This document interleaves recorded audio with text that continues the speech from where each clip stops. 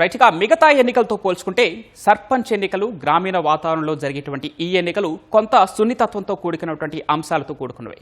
So పోలీసుల పటిష్ట బందోబస్తు మధ్య ఎటువంటి అవాంఛనీయ ఘటనలు జరగకుండా ఎన్నికలు సజావుగా సాగే విధంగా ఎస్ఈసీ ఇప్పటికే అన్ని చర్యలు చేపట్టింది. ఈ నేపథ్యంలోనే జిల్లాల వారీగా తాజా పరిస్థితులను కూడా తెలుసుకునే ప్రయత్నం చేద్దాం.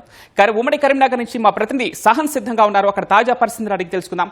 సహన్, కరీంనగర్ జిల్లాలో ఉమ్మడి కరీంనగర్ జిల్లా వ్యాప్తంగా ఎన్నికల పోలింగ్ సరళి ఏ విధంగా ఉంది? ఇప్పటివరకు ఎంత శాతం పోలింగ్ నమోదైంది? ఓటర్లు ఇంకా ఎంతమంది తమ ఓటు హక్కును వినియోగించుకునే అవకాశం ఉంది?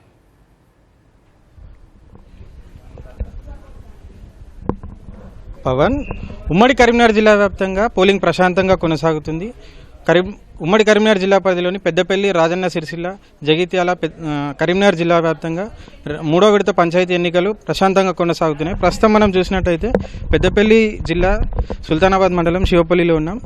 కొద్దిసేపటి క్రితమే ఇక్కడికి పెద్దపల్లి ఎమ్మెల్యే విజయరమణారావు వచ్చి ఓటు వినియోగించుకొని వెళ్ళిపోయారు.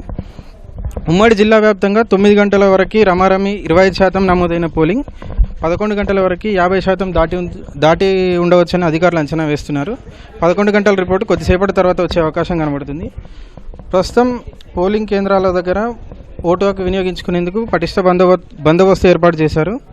కరీంనగర్ జిల్లాలోని వీణవంక, సైదాపూర్, ఇలంతకుంట మండలాల్లో, జమ్మికుంటతో పాటు హుజురాబాద్ మండలాల్లో పోలింగ్ కొనసాగుతుంది. కొద్దిసేపటి క్రితమే వీణవంకలో హుజురాబాద్ ఎమ్మెల్యే పాడి కౌశిక్ రెడ్డి తన ఓటు హక్కును వినియోగించుకున్నారు.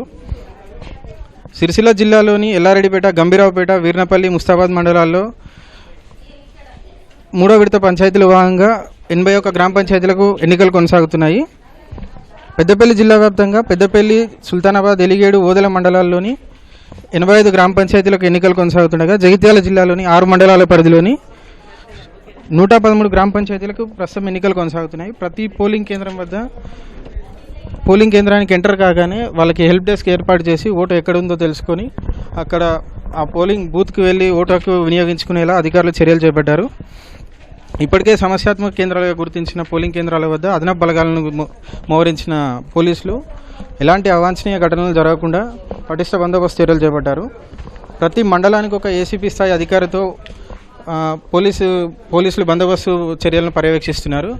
ప్రస్తుతం చూడవచ్చు పల్లెల్లో సందడి వాతావరణం నెలకొందని చెప్పవచ్చు. ఎందుకంటే గ్రామ పంచాయతీ ఎన్నికల్లో ప్రతి ఒక్క ఓటు కీలకం కావడంతో ఒక్క ఓటుతో ఫలితం తారుమారయ్యే అవకాశం ఉండడంతో ఎక్కడ ఉన్నా కానీ విదేశాలతో పాటు నగరాల బాటపట్టిన యువత సైతం ప్రస్తుతం గ్రామాలకు వచ్చి ఓటు హక్కును వినియోగించుకుంటున్నారు.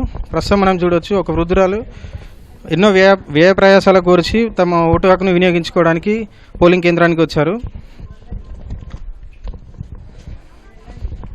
ప్రతి ఒక్క ఓటు కీలకం కావడంతో ప్రతి ఒక్క ఓటర్ను పోలింగ్ కేంద్రానికి తరలించేందుకు పోటీలో ఉన్న అభ్యర్థులు సైతం ఎన్నో పాటలు పడుతున్నారు. ఇది ఇక్కడ తాజా పరిస్థితి. పవన్.